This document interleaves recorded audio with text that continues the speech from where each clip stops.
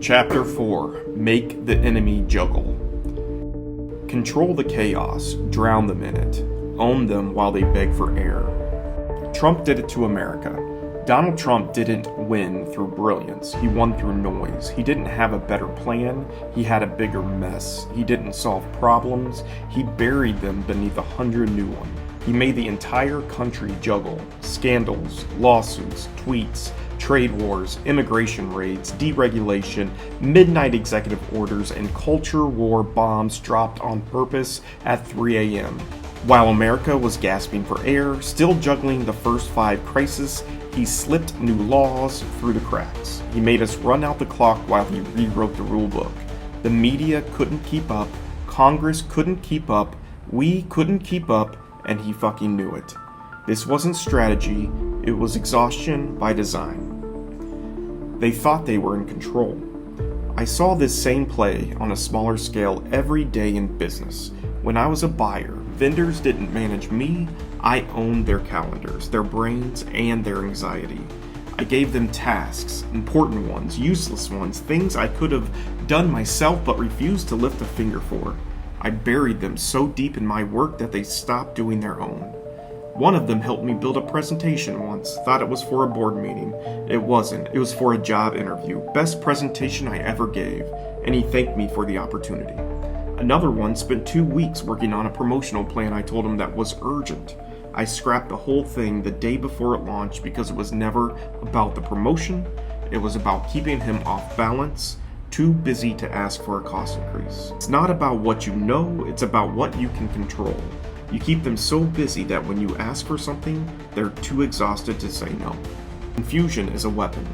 You don't just bury them in work, you confuse the hell out of them. Bring up topics that make no sense, switch from irrelevant to relevant and back again. Ask a question, answer it yourself, and then question your own answer. Force them to live in a fog. Every meeting is a maze. Every answer has 3 more questions hidden inside it. Sometimes I'd walk into a vendor meeting and start with a question about their kid's soccer team, then jump into financial projections, then pivot to the color of a store display, then ask why their margin projections didn't account for market fluctuations and overseas freight rates, and I demand an answer right there and then. And I didn't care what that answer was, I cared that they stumbled. Do it until their heads spin. Until when you finally ask them something real, they're just nodding, begging for it to end.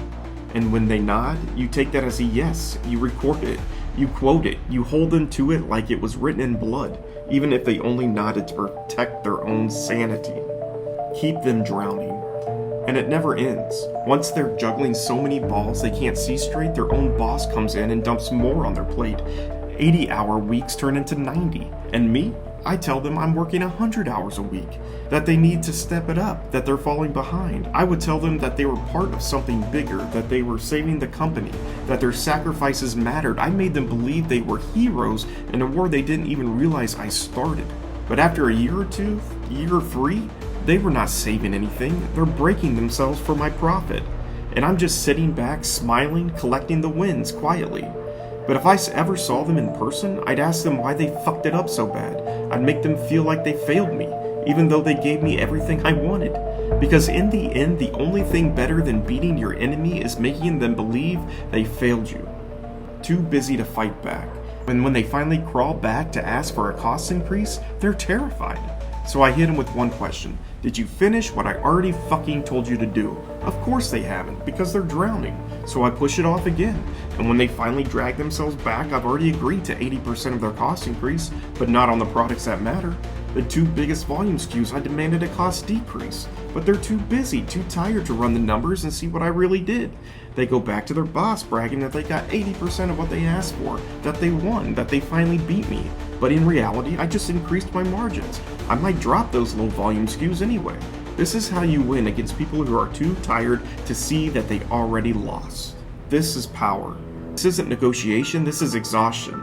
This is psychological warfare. This is breaking people without laying a hand on them. This is owning the clock, the conversation, and their capacity to think. Confuse them, bury them, exhaust them, and when they break, smile and thank them for their service. Pretend it was all their idea. Pat them on the back while you cash the checks. Trump's America is still juggling. This is exactly what Trump did to the country. He threw a dozen crises at once: immigration raids, trade wars, legal battles, censorship fights, and while we were gasping for air, he rewrote the rules. He turned the American people into the exhausted vendor, grateful for scraps, blind to the bigger theft happening behind the curtain. He left Americans drowning in fear, rage, and confusion, while he quietly built a fortress of executive power, packed the courts, and dismantled oversight.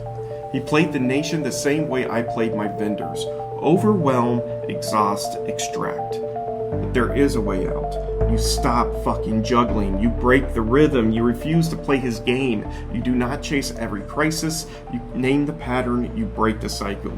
You unify around one truth. Power thrives in your confusion. Kill the confusion and you cut the fuel line to this entire machine.